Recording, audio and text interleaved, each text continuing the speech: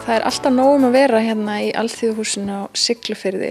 Ertu til að segja mér aðeins frá því sem hefur verið svona að gerast hérna í sumar? Já, eins og segir, það er líf og fjör í Alþýðuhúsinu. Þetta náttúrulega vinnustofa mín og heimili, en ég hef notað tækifærið af því að það svo góð aðstaða hérna til þess að vera með alls konar menningarviðburði og síðan reki hérna lítið gallerí svona í miðju húsinu sem heitir Kompan. Og í kompunni eru alltaf sýningar, alveg allan ásins hring og þær eru opnar, þær sýningar svona þegar ég á staðnum frá 2 til 5 á daginn. Annars hef ég hvatt fólk til þess að hafa samband bara við mig í síma til að athuga ef það vill koma með hópa eða eitthvað slíkt sko. Þannig að það geti komið ef ég ekki nákvæmlega hérna við þessa stundina, þá að mæla sér mót. Og sýningar sem hafa verið í kompunni til dæmis núna bara frá vori eru til dæmis Þórarinn Blöndal sem var hér með yndislega skemmtilegt verk, svona gæjuverk sem maður gat kíkt í, alls konar kassa og séð ýmsar undra veraldir þar inni. Og síðan var hérna Jón Steinar Ragnarsson sem núna búsettur hérna á Siglufirði, hann Ísfirðingur og hefur verið að vinna hérna mjög mikið með rauðku við að byggja upp hérna bryggjusvæðið og hefur mjög mikið unni í leikhúsum og slíku, en hann ástríður ljósmyndari og var hér með ljósmyndasýningu. Síðan kom hér gamall Siglfirðingur sem heitir Arnar Herbertsson og hefur verið búsettur í Reykjavík í langan tíma. Arnar var einn af gömlu Zoom listamannunum og má segja. Og hérna, hann var hér með myndir sem myndu svona á síldarárin og oljumálverk sem myndu á síldarárin og slíkt. Síðan voru reytir hérna og þegar meðan að reytum stóð þá var sýning hérna eftir Stu Bird í galleríinu. Og næsta sýning í galleríinu opna núna 1. ágúst og það Svava Þórdís Baldvinsdóttir sem Sigfisk ættu líka. Það vill svo til að það eru einstaklega margir sem sýna í ár sem eru tengdir Siglufirði. Það bara tilviljun? Það algjör tilviljun. Ég áttaði mig ekki á því fyrir en ég var búin að raða upp dagskráni að þarna var einhver Siglufirða þema á þessu ári. Hvernig sýningin hennar? Hún Svava, ég mjög spennt að sjá hvað hún gerir. Hún vinnur úr efni á staðinum og gerir mjög oft innsetningar og alls konar fundnu efni og svona hérna í raun og veru svolítið eins og skrásetning á samtímanum, dagstaglegu lífi og svona þessu neyslu samfélagi og því sem við erum að nota alla daga. Og hún umbreytir þessu yfir í myndlist og ætlar að koma hér og vinna inn í galleríið. Hún fer að birtast á staðinn og vinnur inn í galleríið þannig að þetta sannkölluð innsetning í rýmið.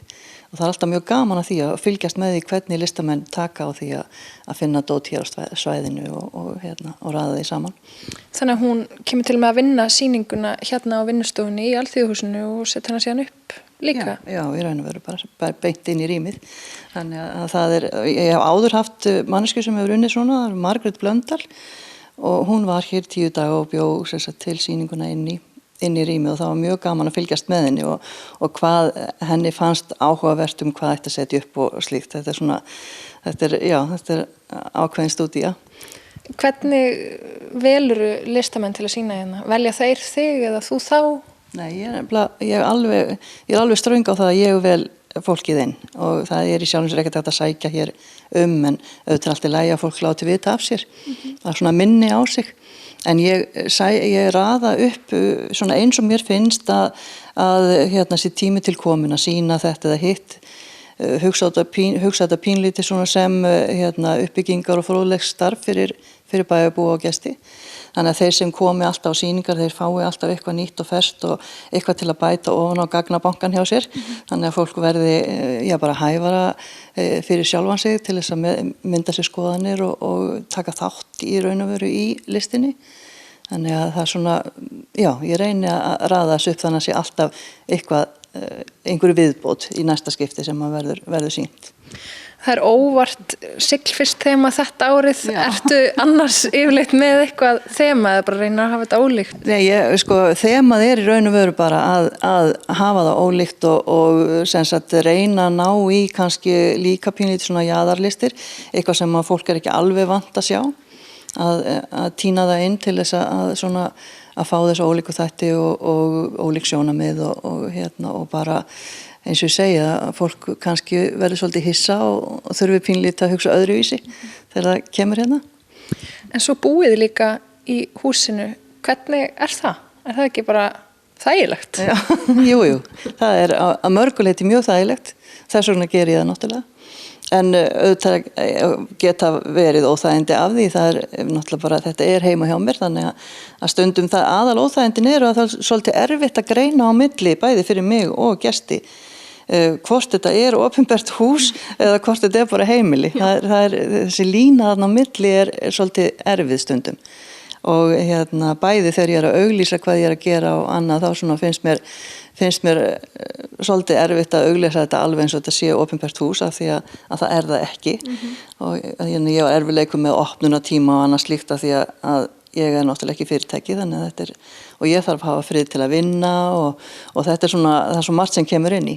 En svona heilt yfir þá þetta auðvitað algjör dásemd og algjör forréttind að geta verið með svona hús eins og þetta og staðið fyrir menningu á öllu tagi, því að nú fyrir utan sýningarnar að þá ég líka með alls konar menningaviðburði hérna í þessum sal og þá tekið til hér og vinnustofunni pakka saman í raun og veru og settur upp alls konar viðburðir eins og núna til dæmis í maí þá var hér stór listasmiðja í samvinnu við Verksmiðjuna á Hjalteyri og franska listaháskóla og listaháskóla Íslands og Myndlistaskólann á Akureyri og það komu hér 40 listnemar og listamenn að vinna hérna í bænum á 2 vikna tímabili og síðan búin að vera hér, það búið að vera hér sirkussýning eða svona fjöllistasýning sem svona skandinavíski listamenn sem hafa